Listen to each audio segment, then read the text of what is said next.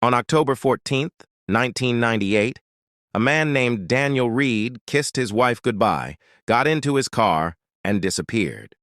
No warning, no note, no phone call. Just gone. 3 hours later, police found his vehicle abandoned near the edge of Blackwater Bridge in northern Oregon. The engine was cold. The driver's door was slightly open. His wallet was still sitting on the passenger seat. So were his keys. Detectives searched the river for weeks.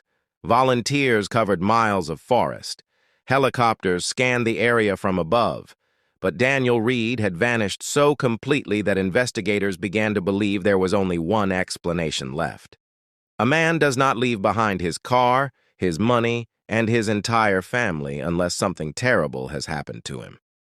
And for the next 20 years, that was the story everyone believed. His wife believed it. His children believed it. Even the police believed it. But 20 years later, a single photograph would expose something nobody saw coming. Because Daniel Reed was never missing. He was alive. Living under another name, in another state. Watching his old life from a distance while the people who loved him slowly destroyed themselves searching for answers that never existed. There are stories that make you afraid of strangers. And then there are stories like this one. Stories that make you question the people closest to you. Because the terrifying part is not that Daniel disappeared. The terrifying part is how easily he erased himself. For 2 decades, investigators believed they were chasing a tragedy, but what they were really looking at was something far more disturbing. A man who had carefully decided one day that he no longer wanted to exist, at least not as the person everyone thought they knew. Before we go deeper into this story, let us know in the comments where you're watching from. We'd love to hear from you. And don't forget to hit that subscribe button so you never miss any of our upcoming videos. To understand how a man can vanish for 20 years without being found, you first have to understand who Daniel Reed appeared to be. Because on the surface, there was nothing unusual about him. He lived in a quiet neighborhood outside Portland, with his wife Karen and their 2 children.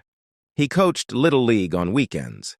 He worked as an insurance claims manager for nearly 12 years. Neighbors described him as polite, dependable, even forgettable. And maybe that was part of the reason nobody questioned him. Daniel had mastered the art of appearing ordinary. He paid his bills on time.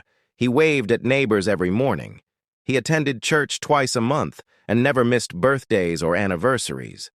To everyone around him, he looked like a man living a stable American life.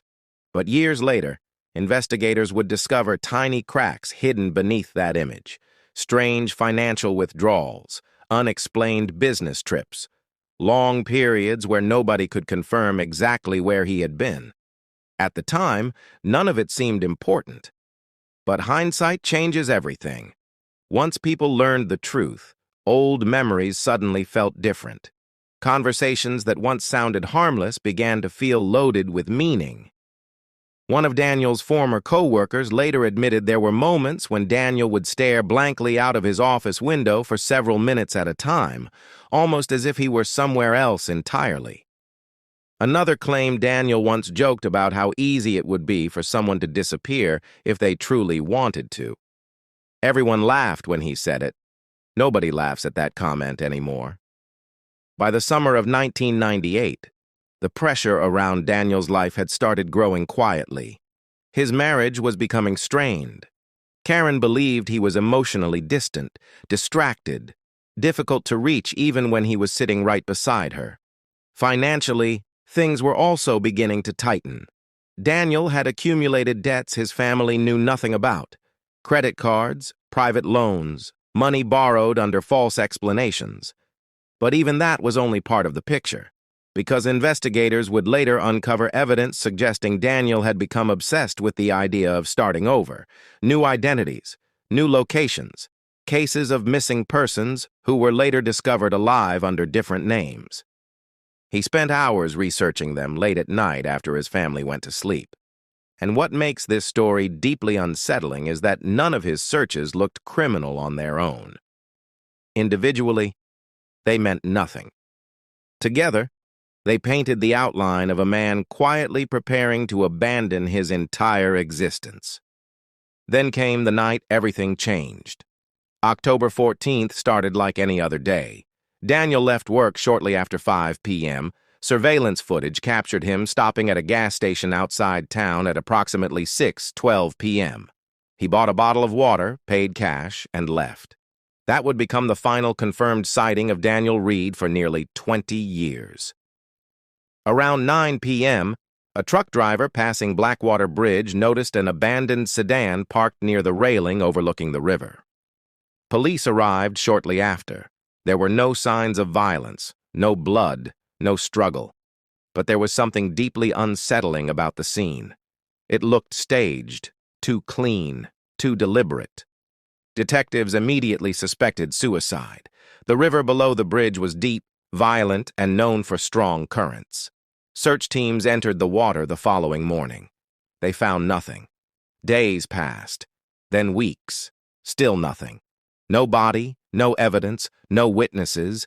It was as if Daniel Reed had stepped out of his own life and dissolved into thin air. What made Daniel Reed's disappearance so haunting was not just the fact that he vanished. It was how perfectly the story seemed to fit together. A struggling man, a lonely bridge, a car abandoned near dark water in the middle of the night. Detectives believed they understood what happened almost immediately. Even the public accepted it. Newspapers across Oregon described Daniel as another tragic missing person case that would likely end with a body being discovered downstream weeks later. But the body never appeared. Days became months. Months became years. And slowly, the certainty around Daniel's fate began to crack. Because every answer investigators thought they had only created more questions. Why would a man planning to end his life leave behind almost no evidence at all? Why had Daniel emptied a small savings account just 3 days before he vanished? Why were there reports of someone matching his description spotted nearly 200 miles away, less than 48 hours after his disappearance? And perhaps most disturbing of all, why did some people close to Daniel later admit they were not entirely surprised he disappeared? The deeper investigators looked into Daniel Reed's life, the stranger the story became. His financial records revealed transactions that made little sense. Tiny withdrawals spread across different states over several years. Cash purchases, unfamiliar addresses. Detectives initially dismissed them as clerical mistakes. But then another detail surfaced. 6 months before Daniel vanished, someone using his Social Security number applied for replacement identification documents in Arizona. The request was never completed, but it raised an uncomfortable possibility. Was Daniel preparing for this long before anyone realized? Friends described him as exhausted and emotionally withdrawn in the months leading up to his disappearance. Karen later admitted that during the final year of their marriage, there were nights when Daniel would sit awake in complete silence for hours, barely speaking, almost like he was mentally separating himself from the life around him. At first, she believed he was overwhelmed by stress. Later, she would wonder if she had spent years living beside a man who had already decided to leave. Then there was the question nobody could answer. If Daniel Reed truly spent 20 years alive under another identity, how did nobody recognize him? America is full of surveillance cameras, databases, traffic records, hospital systems, and digital footprints. People get exposed for far less every single day. Yet somehow Daniel managed to disappear so completely that investigators eventually stopped searching for him altogether. That level of disappearance does not happen by accident. It requires planning, patience, discipline. Which raised another terrifying possibility. Maybe Daniel Reed had not panicked and run away suddenly. Maybe he had been quietly building his escape for years while everyone around him believed they knew him. And if that was true, then another question became impossible to ignore. Was Daniel escaping danger or responsibility? Because investigators would later uncover evidence suggesting Daniel Reed may have owed far more than money. There were rumors of hidden relationships, allegations nobody fully understood at the time. secrets buried so deeply that even people closest to him only saw fragments of the truth. But perhaps the most uncomfortable question of all involved Daniel's own family. Over the years, some investigators began privately wondering whether Karen knew more than she admitted. Not because there was evidence against her, but because certain details felt impossible to explain. There were moments during interviews where her timeline shifted slightly, small inconsistencies, tiny contradictions, nothing enough to accuse her of anything, yet enough to leave experienced detectives uneasy.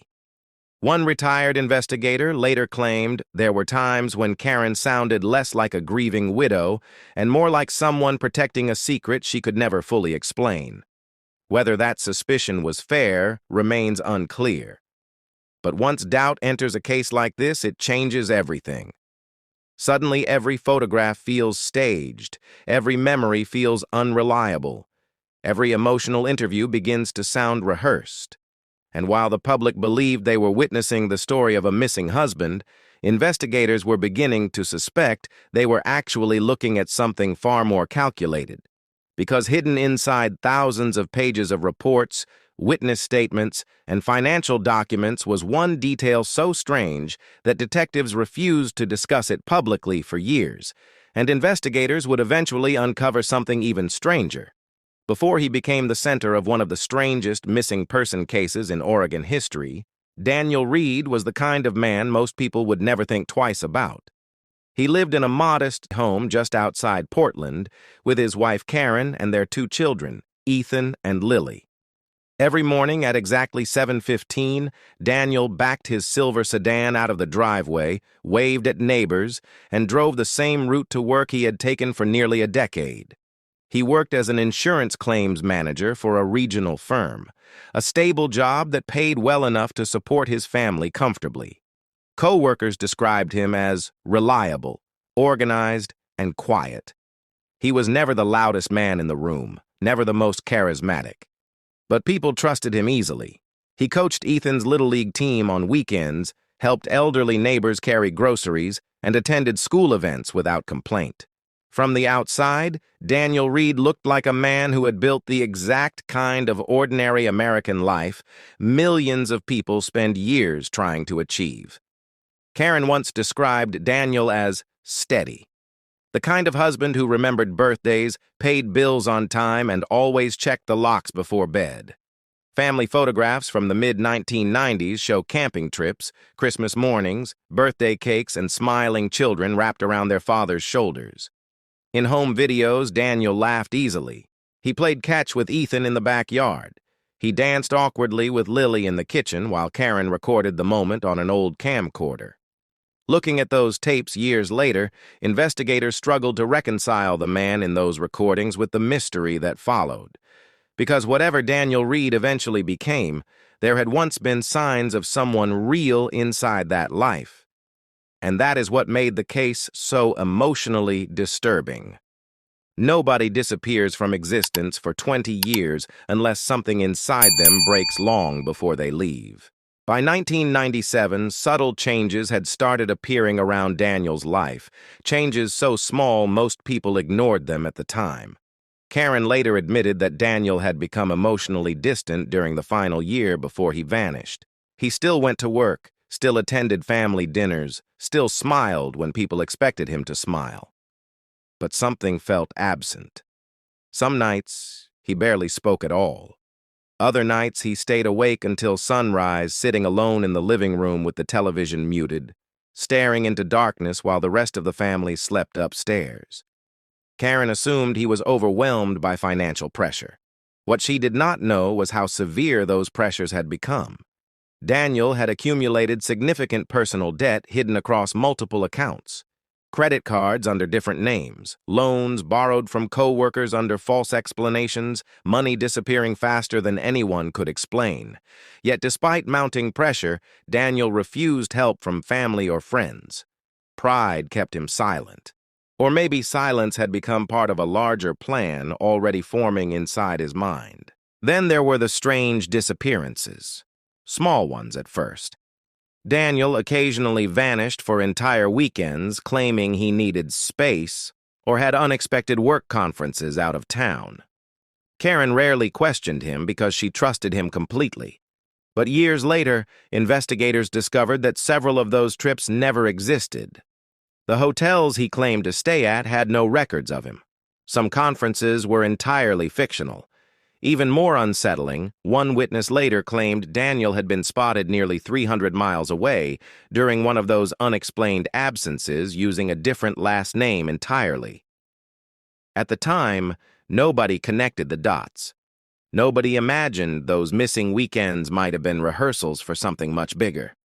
Looking back, some people say the warning signs were always there: the quiet isolation, the financial secrets, the unexplained trips, the growing emotional distance between Daniel and the people closest to him.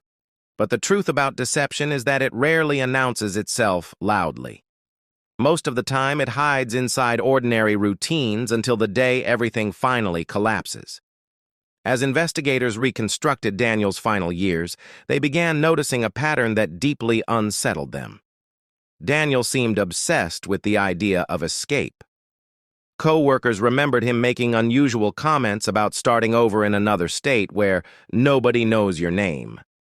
Karen recalled finding books about identity fraud and survival hidden inside boxes in the garage shortly after he disappeared, though at the time she assumed police had already examined them.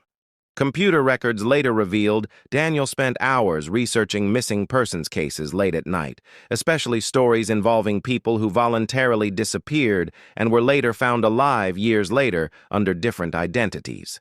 None of it proved criminal intent.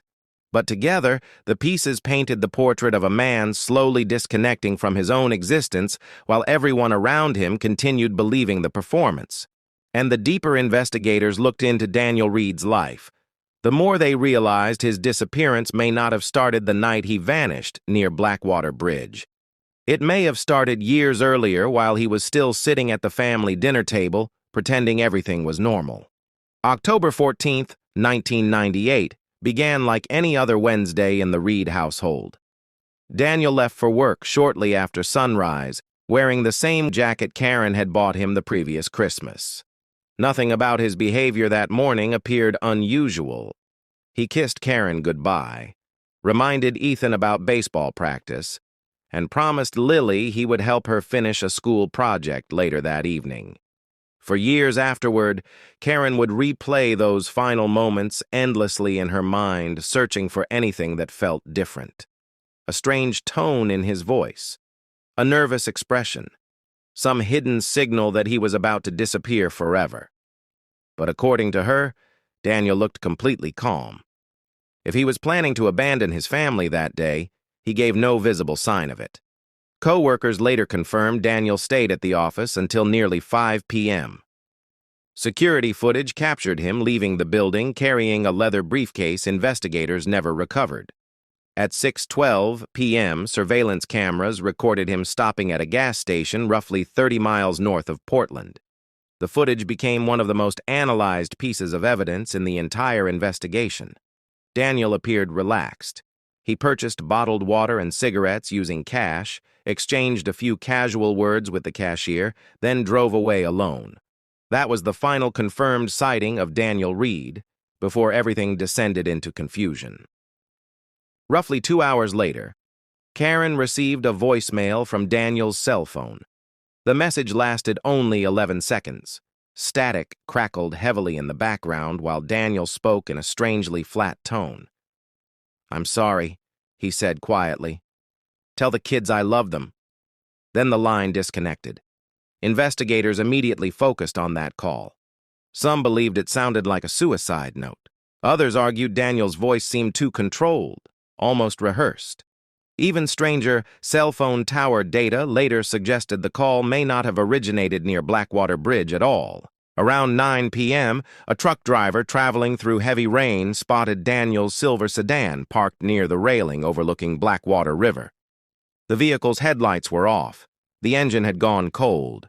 The driver's side door was slightly open as though someone had stepped out in a hurry. Inside the car, police found Daniel's wallet resting neatly on the passenger seat beside his wedding ring and car keys. There were no signs of violence, no blood, no struggle. But the scene disturbed investigators immediately because it looked almost too perfect.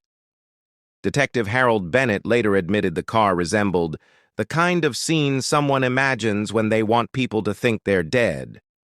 Search teams arrived before midnight. Divers entered the freezing river at sunrise the following morning. Helicopters scanned miles of forest surrounding the bridge, while volunteers searched nearby hiking trails. News stations interrupted regular broadcasts with updates about the missing father of two whose mysterious disappearance had shaken the community. Karen appeared publicly beside investigators, begging Daniel to come home if he was still alive. Ethan stopped attending school. Lily reportedly refused to sleep unless the hallway lights remained on all night. As days turned into weeks, theories spread across Oregon faster than facts. Some believed Daniel had taken his own life, and his body had simply been swept away by powerful river currents. Others suspected foul play. Rumors emerged about gambling debts and dangerous people Daniel may have owed money to. One anonymous caller claimed Daniel had been involved with organized criminals operating across state lines, though investigators never confirmed the story publicly. Then came another theory that deeply unsettled detectives. Psychological experts suggested Daniel may have suffered some form of emotional collapse and voluntarily disappeared without intending to return. That possibility terrified Karen more than death itself because it meant Daniel had consciously chosen to abandon his family. Every new theory created more uncertainty.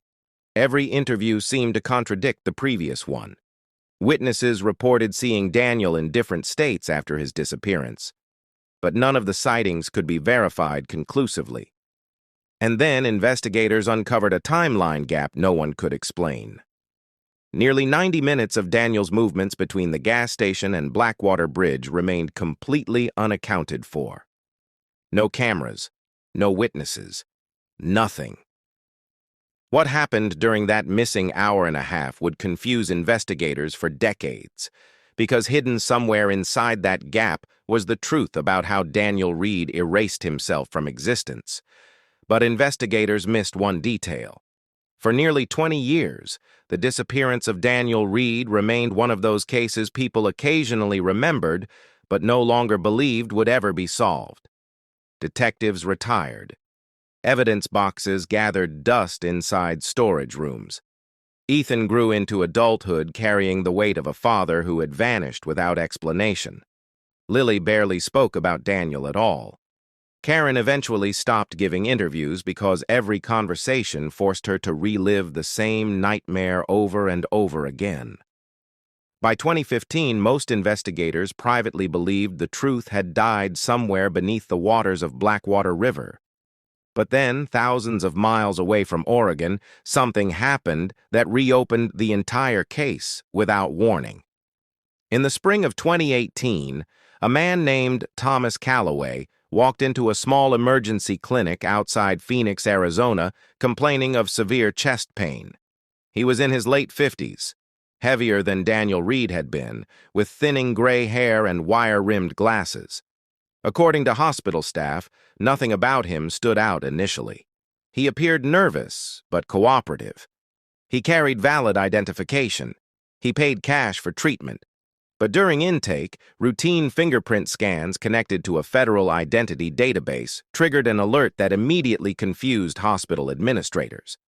The fingerprints attached to Thomas Calloway matched those of a man declared legally missing nearly 2 decades earlier in Oregon. At first, investigators assumed the system had malfunctioned. Cases like this almost never happen. Missing persons databases generate false positives constantly, but this time the match was held. Every fingerprint point aligned perfectly. The man sitting quietly inside that Arizona clinic was Daniel Reed. The call reached Oregon authorities just after midnight.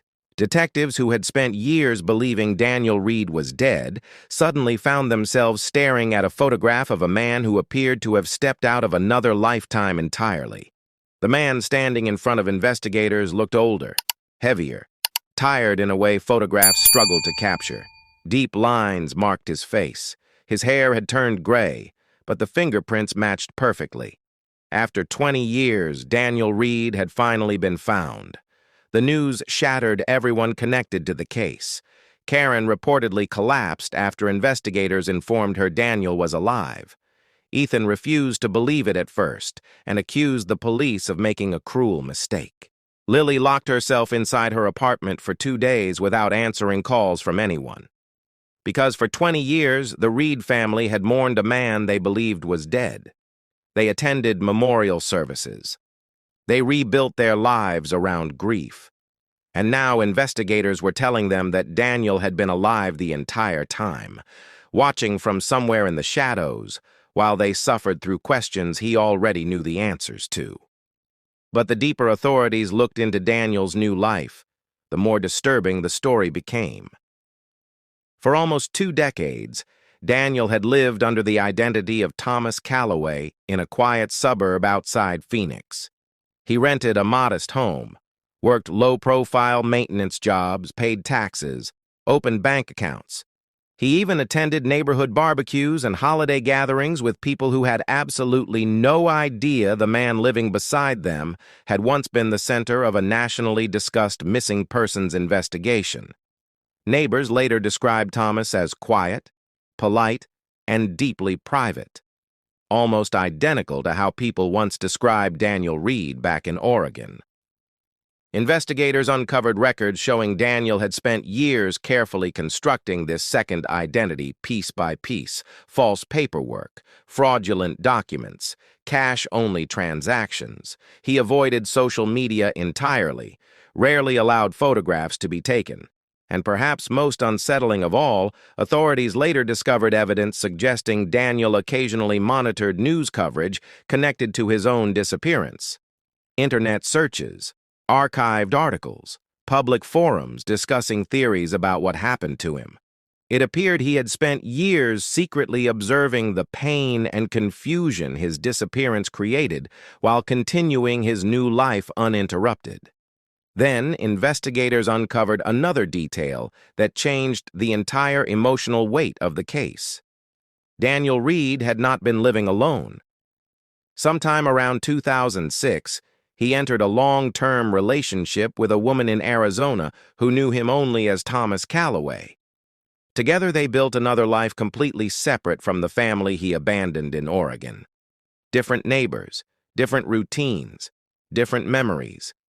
It was as though Daniel had cut his original existence away and started over from scratch, while his first family remained trapped in emotional limbo for 2 decades. And once the shock of finding Daniel alive finally settled, investigators became obsessed with one question above all others: why? Why would a man willingly erase himself from his own children's lives for 20 years without ever reaching out once? Because hidden somewhere beneath the fake identities, the rehearsed lies, and the carefully constructed new life was the real reason Daniel Reed disappeared. And investigators were about to discover it was far worse than anyone imagined. At first, investigators believed Daniel Reed disappeared because he could no longer handle the pressure consuming his life. The debt, the emotional collapse, the growing distance between himself and his family. But once detectives gained access to records connected to his secret identity in Arizona, a far more disturbing picture began to emerge. Daniel had not simply run away from stress. He had been running from exposure. Hidden inside old financial documents and archived business records was evidence suggesting Daniel had been involved in a years-long insurance fraud scheme connected to his job in Oregon.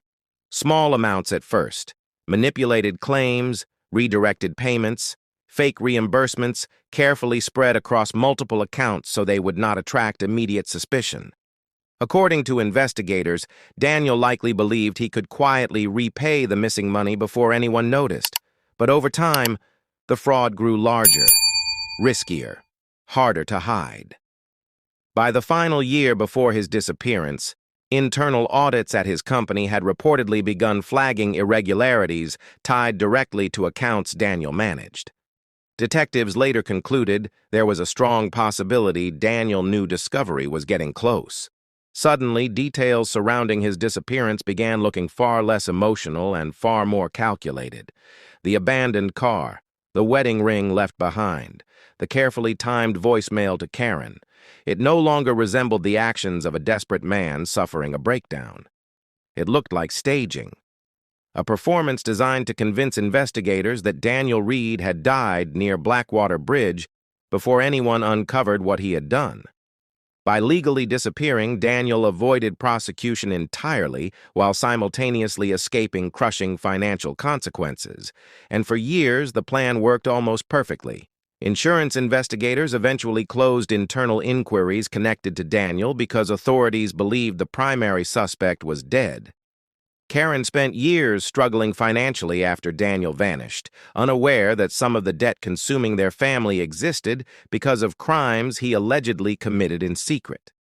Ethan later admitted that after his father disappeared, he developed a deep resentment toward people who walked away from responsibility because he spent much of his early adulthood watching his mother hold their lives together alone.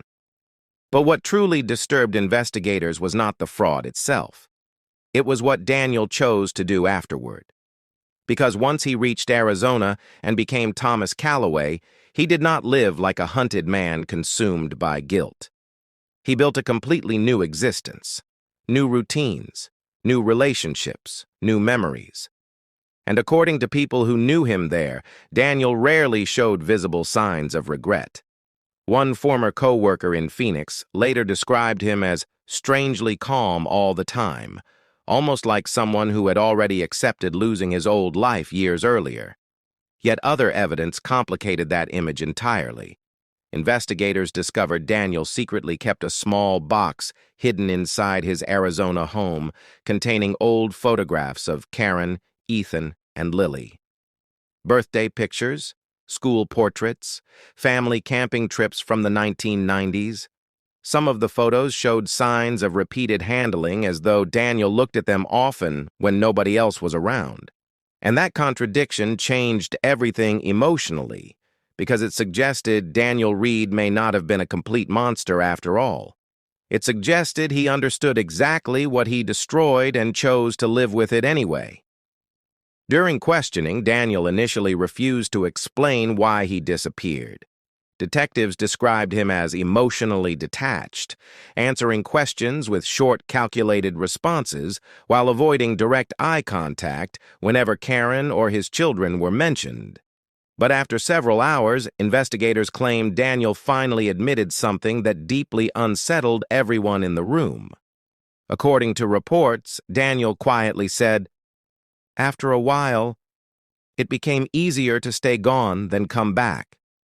That single sentence revealed the horrifying psychology underneath the entire case.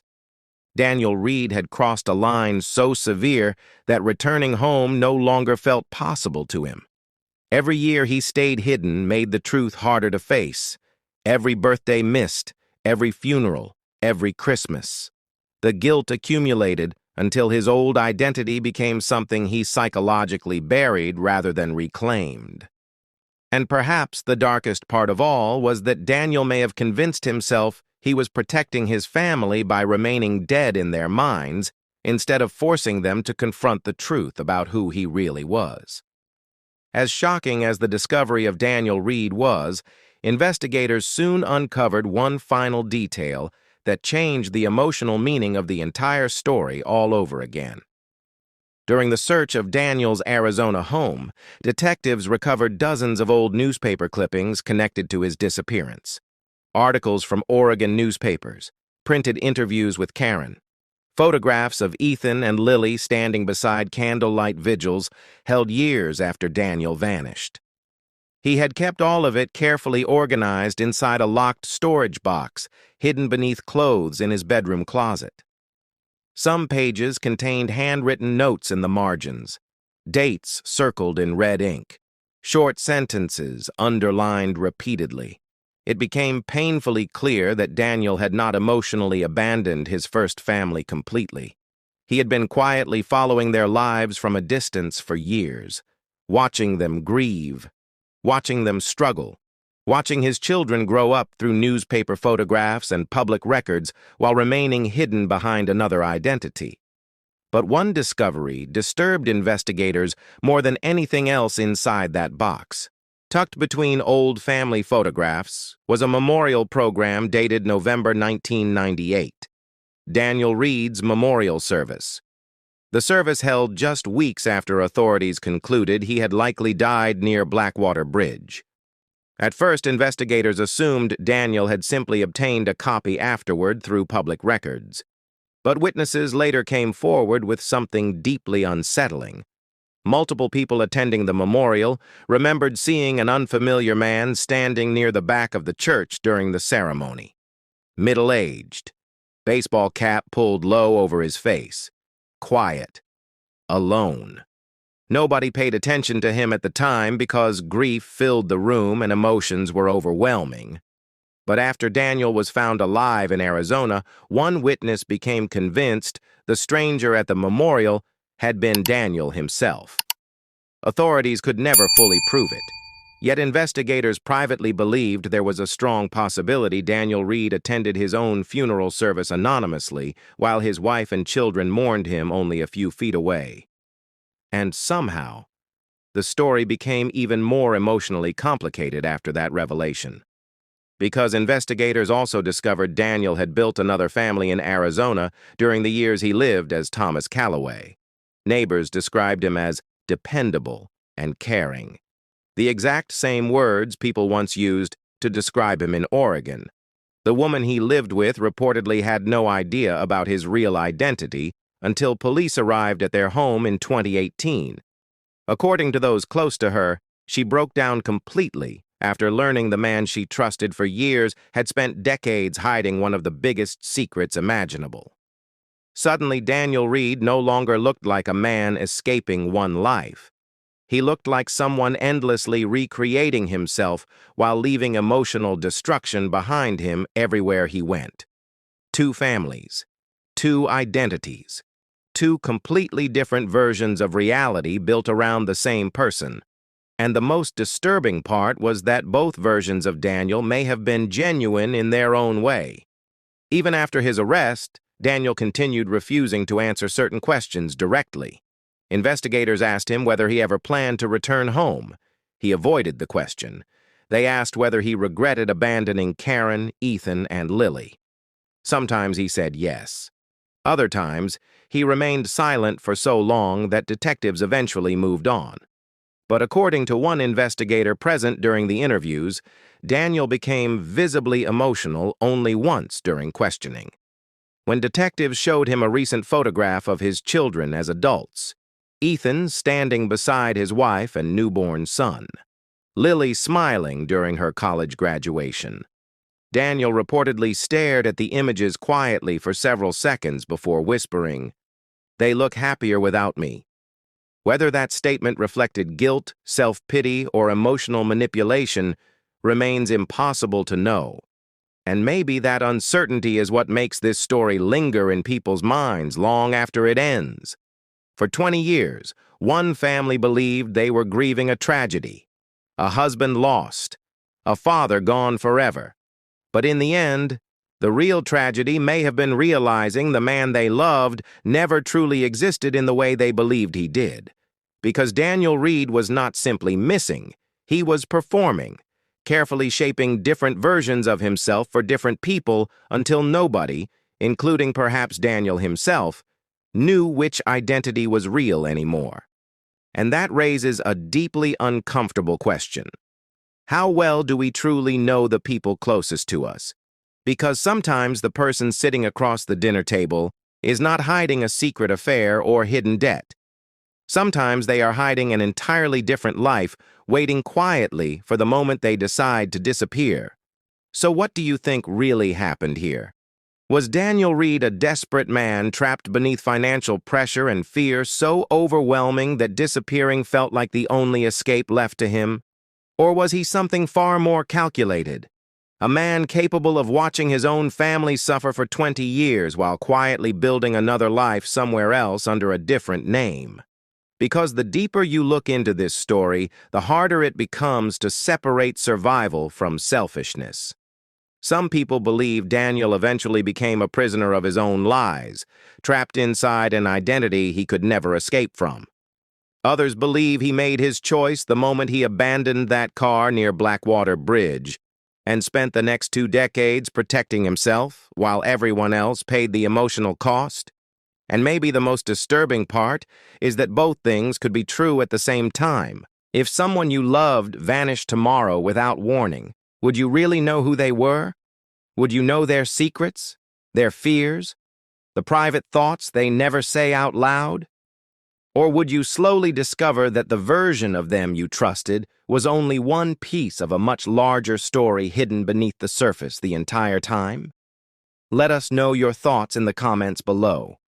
And if this story stayed with you, subscribe for more real cases that sound impossible until you realize they actually happened. Because sometimes the scariest stories are not about monsters hiding in darkness. Sometimes they are about ordinary people smiling across the dinner table while planning to disappear forever.